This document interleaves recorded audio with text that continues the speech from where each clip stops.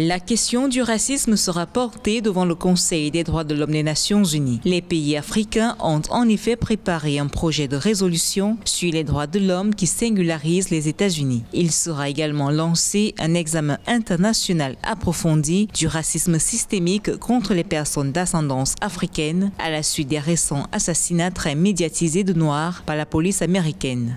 Que cette résolution puisse aboutir sur des actions concrètes et non seulement se limiter à la maltraitance des violences policières et racistes, mais que l'ONU l'étende à tout ce qui est maltraitance liée à la couleur de la peau, liée à la xénophobie, liée à l'esclavage. Depuis l'assassinat médiatisé de l'Américain George Floyd à Minneapolis aux États-Unis, les mouvements de protestation contre les violences policières ont mobilisé de milliers de personnes à travers toute l'Afrique. À côté de ces rassemblements populaires, plusieurs présidents africains ont condamné cet assassinat commis par un policier blanc. Ce n'est pas possible au XXIe siècle que les États-Unis, ce grand bastion de la démocratie, continuent d'être aux prises avec le problème d'un racisme systémique.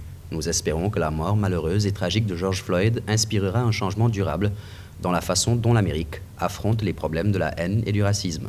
Selon Associated Press, le projet de test fait l'objet d'un débat prévu ce 17 juin au Conseil des droits de l'homme. L'objectif de cette démarche étant de traduire en justice les personnes accusées de violences policières sur les Africains et les personnes d'ascendance africaine aux États-Unis.